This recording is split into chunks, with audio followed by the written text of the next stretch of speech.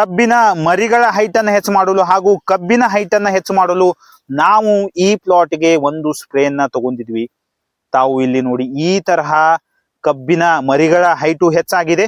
ಅದರ ಜೊತೆಗೆ ಕಬ್ಬಿನಲ್ಲಿ ಗ್ರೋತ್ ಅನ್ನ ತಾವು ನೋಡಬಹುದು. ತುಂಬಾನೇ ಚೆನ್ನಾಗಿ ಕಬ್ಬಿನಲ್ಲಿ ಗ್ರೋತ್ ಆಗಿದೆ. ಕಬ್ಬು ಕೃಷಿಯಲ್ಲಿ ಕಬ್ಬಿನ ಹೈಟ್ ಹೆಚ್ಚು ಮಾಡಲು ಹಾಗೂ ಕಬ್ಬಿನಲ್ಲಿ ಗ್ರೋತ್ ಅನ್ನ ಹೆಚ್ಚು ಮಾಡಲು ನಾವು ಈ ಪ್ಲಾಟ್ಗೆ ಒಂದು ಸ್ಪ್ರೇಯನ್ನ ತಗೊಂಡಿದ್ವಿ. ತಾವು ನೋಡಬಹುದು, ಈ ತರಹ ಕಬ್ಬು ಕೃಷಿಯಲ್ಲಿ ಗ್ರೋತ್ ಆಗಿದೆ ಹಾಗೂ ಕಬ್ಬಿನಲ್ಲಿ ತುಂಬಾನೇ ಚೆನ್ನಾಗಿ ಹೈಟು ಬಂದಿದೆ. ಇಲ್ಲಿ ನೋಡಿ, ಈ ತರಹ ಕಬ್ಬು ಕೃಷಿಯಲ್ಲಿ ಗ್ರೋತ್ ಆಗಿದೆ. ಸ್ಪ್ರೇ ಮಾಡುವ ಮುಂಚೆ ಈ ತರಹ ತಾವು ಪಂಪನ್ನ ಮೊದಲು ಅರ್ಧ ತುಂಬಿಕೊಳ್ಳಬೇಕು. ಸ್ಪ್ರೇದಲ್ಲಿ ಯಾವ ಯಾವ ಟಾನಿಕ್ ಅನ್ನ ಯೂಸ್ ಮಾಡ್ತಾ ಇದ್ದೀರಿ? ನಾವು ಸ್ಪ್ರೇದಲ್ಲಿ prime gold, gold steam, wet sheet ಮತ್ತು ಮಿಷನ್. ಈ ತರಹ ಇವರು ಸ್ಪ್ರೇದಲ್ಲಿ ಈ ಟಾನಿಕ್ಸ್ ಅನ್ನ ಯೂಸ್ ಮಾಡ್ತಾ ಇದ್ದಾರೆ. ಈ ತರಹ ಮಿಷನ್ ಈ ಕೀಟಕನಾಶಕವನ್ನ ಯೂಸ್ ಮಾಡ್ತಾ ಇದ್ದಾರೆ. ಈ ತರಹ ರೈತ ಬಾಂಧವರು ಸ್ಟಿಕ್ಕರ್ ಅನ್ನ ಯೂಸ್ ಮಾಡಿದ್ದಾರೆ.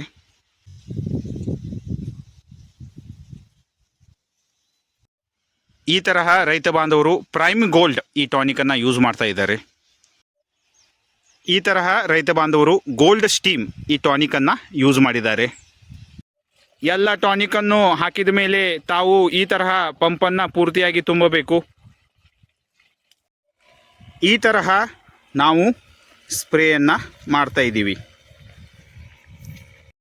ಈ ತರಹ ನಾವು ಸ್ಪ್ರೇಯನ್ನ ಮಾಡ್ತಾ ಇದ್ದೀವಿ.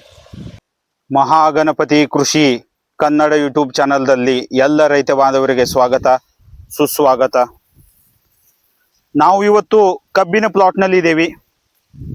ತಾವು ನೋಡಬಹುದು, ತುಂಬಾನೇ ಚೆನ್ನಾಗಿ ಕಬ್ಬಿನಲ್ಲಿ ಗ್ರೋತ್ ಆಗಿದೆ. ಕಬ್ಬಿನ ಮರಿಗಳ ಸಂಖ್ಯೆಯನ್ನ ಯಾವ ತರ ಹೆಚ್ಚು ಮಾಡಬೇಕು ಅದರ ಬಗ್ಗೆ ನಿಮಗೆ ಮಾಹಿತಿಯನ್ನ ಕೊಟ್ಟಿದ್ದೀನಿ.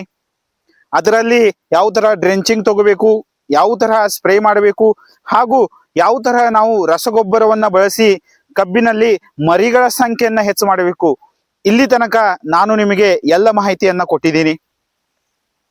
ಅದಾದ್ಮೇಲೆ ಈಗ ಕಬ್ಬು ಕೃಷಿಯಲ್ಲಿ ಒಂದು ಸಲ ಮರಿಗಳ ಸಂಖ್ಯೆ ಹೆಚ್ಚಾದ ಮೇಲೆ ತಾವು ನೆಕ್ಸ್ಟ್ ಯಾವ ಟ್ರೀಟ್ಮೆಂಟ್ ಅನ್ನ ಕೊಡಬೇಕು, ನೆಕ್ಸ್ಟ್ ನಾವು ಕಬ್ಬು ಕೃಷಿಯಲ್ಲಿ ಏನನ್ನ ಬಳಸಬೇಕು, ಯಾವ ಟಾನಿಕ್ ಅನ್ನ ಬಳಸಬೇಕು, ಅದರಿಂದ ನಮ್ಮ ಕಬ್ಬು ಕೃಷಿಯಲ್ಲಿ ತುಂಬಾನೇ ಚೆನ್ನಾಗಿ ಗ್ರೋತ್ ಆಗುತ್ತೆ. ಈಗ ಮರಿಗಳ ಸಂಖ್ಯೆ ಆದ್ಮೇಲೆ ತಾವು ಏನು ಮಾಡಬೇಕು, ಮರಿಗಳ ಹೈಟ್ ಹೆಚ್ಚಾಗ್ಲಿಕ್ಕೆ ಹಾಗೂ ಕಬ್ಬಿನ ಹೈಟ್ ಹೆಚ್ಚಾಗ್ಲಿಕ್ಕೆ ತಾವು ಸ್ಪ್ರೇಯನ್ನ ಮಾಡಬೇಕು. ಈ ಸ್ಪ್ರೇದಲ್ಲಿ ನಾವು ಕಬ್ಬಿನ ಹೈಟ್ ಆಗ್ಲಿಕ್ಕೆ ಹಾಗೂ ಮರಿಗಳ ಹೈಟ್ ಆಗ್ಲಿಕ್ಕೆ ನಾವು ಈ ಪ್ಲಾಟ್ ಅಲ್ಲಿ ಒಂದು ಸ್ಪ್ರೇಯನ್ನ ತಗೊಂಡಿವಿ.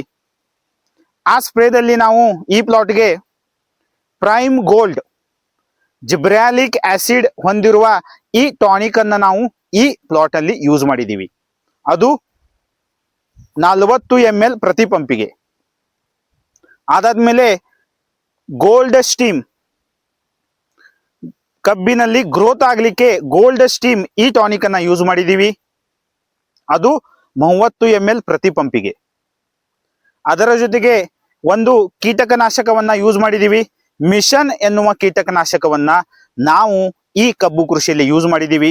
2 ml ಪ್ರತಿ ಪಂಪಿಗೆ. ಈ ತರಹ ನಾವು ಈ ಪ್ಲಾಟ್ಗೆ ಒಂದು ಸ್ಪ್ರೇಯನ್ನ ಕೊಟ್ಟಿದ್ವಿ. ಈ ಎಲ್ಲ ಟಾನಿಕ್ ಅನ್ನ ನಾವು ಯೂಸ್ ಮಾಡಿದೀವಿ. ಅದರ ಜೊತೆಗೆ ನಾವು ವೆಟ್ ಸೀಟ್ ಎನ್ನುವ ಸ್ಟಿಕ್ಕರ್ ಅನ್ನು ಸಹ ಯೂಸ್ ಮಾಡಿದೀವಿ. ತಾವು ಲಾಸ್ಟ್ ವಿಡಿಯೋ ಕಂಪೇರ್ ಮಾಡಿದ್ರೆ ತಮಗೆ ಗೊತ್ತಾಗತ್ತೆ, ಗ್ರೋತ್ ತುಂಬಾನೇ ಜಾಸ್ತಿ ಆಗಿದೆ ಹಾಗೂ ತುಂಬಾನೇ ಫಾಸ್ಟ್ ಆಗಿ ಗ್ರೋತ್ ಆಗಿದೆ. ಹಾಗೂ ಈ ಸ್ಪ್ರೇಯನ್ನ ನಾವು 55ನೇ ದಿನ ತಗೊಂಡಿವಿ.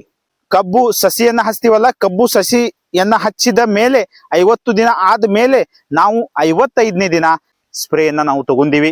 ಕಬ್ಬಿನ ಮರಿಗಳ ಸಂಖ್ಯೆ ನಮಗೆ ಎಷ್ಟು ಬೇಕು ಅಷ್ಟು ನಾವು ಕಬ್ಬಿನ ಮರಿಗಳ ಸಂಖ್ಯೆಯನ್ನು ಹೆಚ್ಚು ಮಾಡಿ, ಆಮೇಲೆ ಕಬ್ಬಿನ ಗ್ರೋತ್ ಸಲುವಾಗಿ ಕಬ್ಬಿನ ಹೈಟ್ ಆಗಲು ಹಾಗೂ ಜೊತೆಗೆ ಕಬ್ಬಿನ ಮರಿಗಳಿಗೆ ಗ್ರೋತ್ ಆಗಲು ನಾವು ಈ ಸ್ಪ್ರೇಯನ್ನ ತಗೊಂಡಿವಿ. ಪ್ಲಾಟ್ ನಲ್ಲಿ ತುಂಬಾನೇ ಚೆನ್ನಾಗಿ ಗ್ರೋತ್ ಆಗಿದೆ. ತಾವು ನೋಡಿ, ತುಂಬಾನೇ ಚೆನ್ನಾಗಿ ಕಲರ್ ಬಂದಿದೆ, ತುಂಬಾನೇ ಚೆನ್ನಾಗಿ ಗ್ರೋತ್ ಆಗಿದೆ. ಹಾಗೂ ಈ ತರಹ ತಾವು ಕಬ್ಬಿನ ಮರಿಗಳ ಸಂಖ್ಯೆ ಹೆಚ್ಚಾದ್ಮೇಲೆ ಈ ತರಹ ಕಬ್ಬಿನ ಹೈಟ್ ಆಗಲು ತಾವು ಈ ಸ್ಪ್ರೇಯನ್ನ ಮಾಡಬೇಕು.